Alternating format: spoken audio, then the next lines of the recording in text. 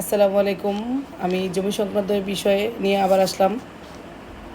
ছোট্ট একটু আলোচনা, যেটা হলো যে জোর জবরদস্তি করে কেউ আপনার জমি বা বাড়ি দখল করতে চাইলে সেক্ষেত্রে আপনি কী করতে পারেন, খুব সহজে কী করতে পারেন।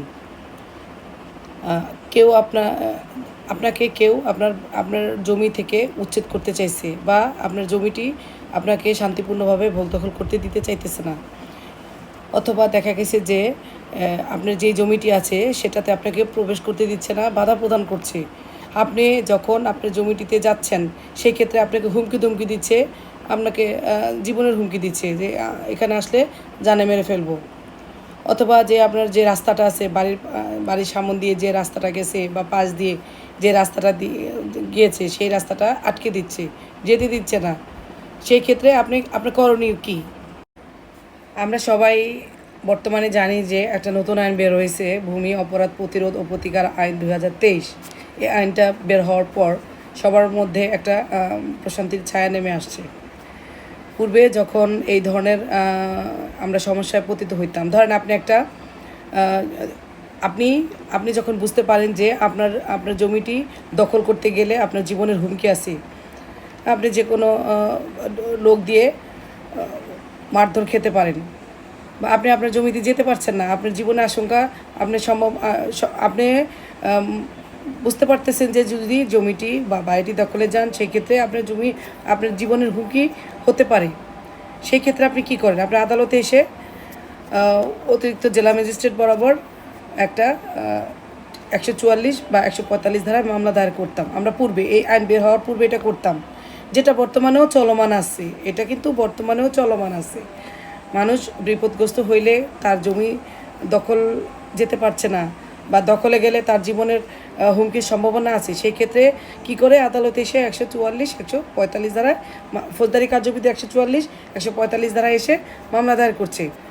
কিন্তু এখন এই যে নতুন আইনটা বের হয়েছে, ভূমি অপরাধ প্রতিরোধ ও প্রতিকার আইনটা যে বের হয়েছে, এই আইনের যেই বিধিমালা জারি হয়েছে, বিধিমালা জারি হওয়ার পর থেকেই কিন্তু এখন যে কেউ চাইলেই এই মামলায় প্রতিকার নিতে পারে।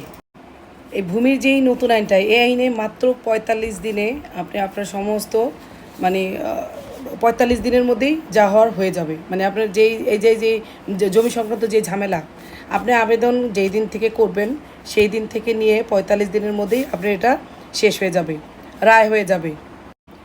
তাহলে এই আইনটা বের হওয়ার পরে সুবিধা হচ্ছে কি, আপনার সকল সমস্যার সমাধান। দেখা গেছে যে আপনি যেদিন আবেদন করবেন সেই দিন থেকে নিয়ে 45 দিনের মধ্যে আপনার জায়গা বহাল রাখা হবে, আপনার জায়গায় আপনাকে বহাল রাখা হবে। তবে অবশ্যই আপনার কাগজপত্র আপনার পক্ষে থাকতে হবে।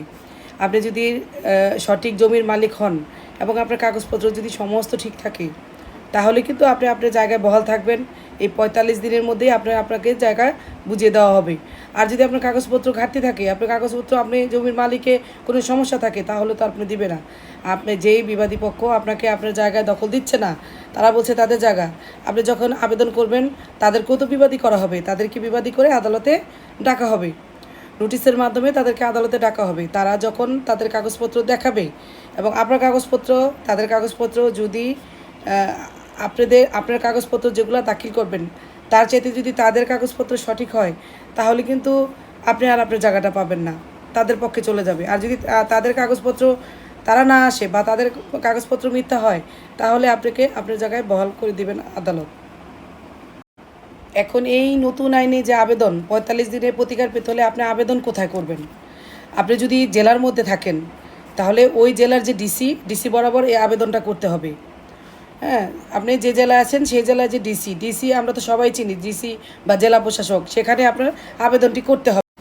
আর যারা উপজেলায় থাকেন তারা উপজেলা নির্বাহী ম্যাজিস্ট্রেট বরাবর এই আবেদনটি করবেন, উপজেলা নির্বাহী ম্যাজিস্ট্রেটের বরাবর।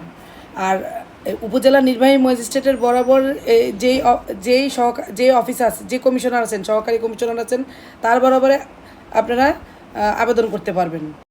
তাহলে কোথায় কোথায় আবেদন করতে হবে?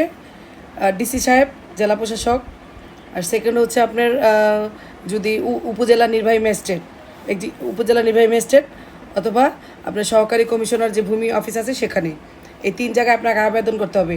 তবে অবশ্যই সাদা কাগজে আবেদন করা যাবে না। সাদা কাগজে যদি আবেদন করেন তাহলে এটা হবে না। নির্দিষ্ট ফর্ম আছে, সেই ফর্ম পূরণের মাধ্যমে আপনাকে কিন্তু এই আবেদনটি করতে হবে। তাহলে আপনি এই আবেদন করার পর আপনি 45 দিনের মধ্যে আপনার প্রতিকার পেয়ে যাবেন।